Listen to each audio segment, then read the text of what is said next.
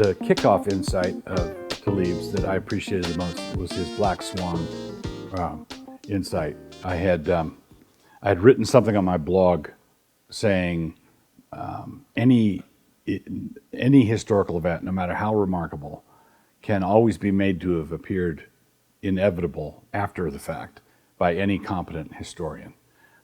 But nobody predicts it before it happens. So I made a comment like that. And someone wrote in the comments and said, you really ought to read Taleb's Black Swan, which, as it turned out, I had. It was on my shelves. I had ordered it one time, but I'd never read it. And so I said, okay, and I pulled it down and read it, and it was really a real eye-opener. And I was thinking in terms of reformations and revivals. Reformations and revivals are Black Swan events. You wouldn't predict them from the antecedent run-up to it until the historian after the fact does it. So the Black Swan was a real eye-opener for me. And so then I read, I've read Anti-Fragile, Skin in the Game. Skin in the Game and Anti-Fragile seemed to me to boil down to the same insight. But the necessity of pastors, Christian leaders being anti-fragile, I think stands out to me as the most valuable. So that ties into, this Black Swan event, because, at a personal level, you never know when it's going to hit you too. Something can come along in the church. Like I had a blog post a couple years ago that kind of went viral and was controversial. It was, how to handle the crazy lady. So the crazy lady problem. And I was reflecting on the Mike Pence thing, and that whole controversy. And he says, there really are some crazy ladies out there who can ruin your life. Right. So how do you prepare for that? Well, there are certain things obviously you can do in terms of your conduct and so forth. And I think Pence has given us an example. But even then, things can go awry, because it's one person's word against another. When you're a pastor, everybody assumes the worst. That's what I've noticed. It's like if you've been accused, you did it. So you need to have something in your life that he talks about this barbell thing. I don't know if you remember that. There's this. So your risk and you got to handle risk in a way that makes you less fragile. I don't think he would call this anti-fragile. This would be more like resilient. Where, at one end of the barbell is the high-risk thing with the high-return possibility.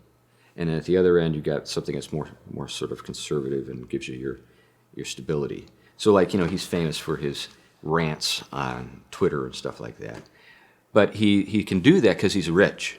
Right. And he's like, I've got all my money in Swiss banks. Yeah. What are you going to do to me? I can say what I want. That's right. That's right. Yeah. So, I kind of think that's, as pastors, we have that, but we don't think we do.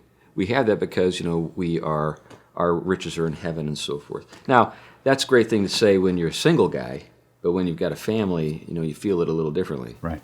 So, you got to provide. And so, that's one of the reasons I got involved in real estate years ago. And that would be a little different, or quite a bit different than thinking in terms of a safety net.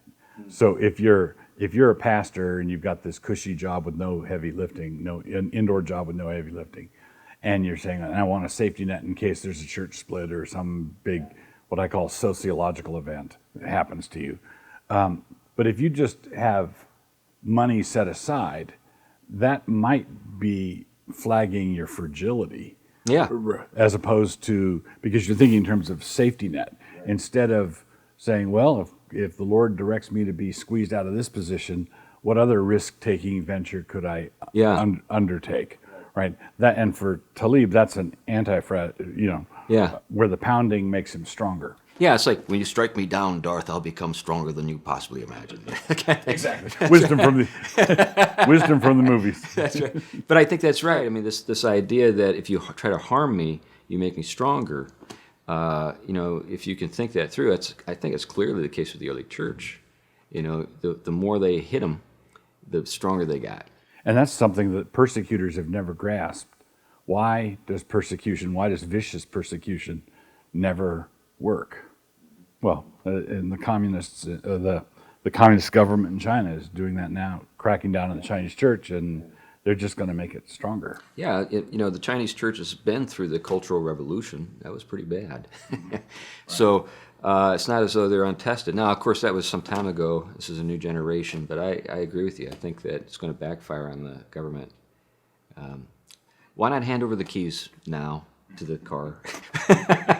Why do you want to push this?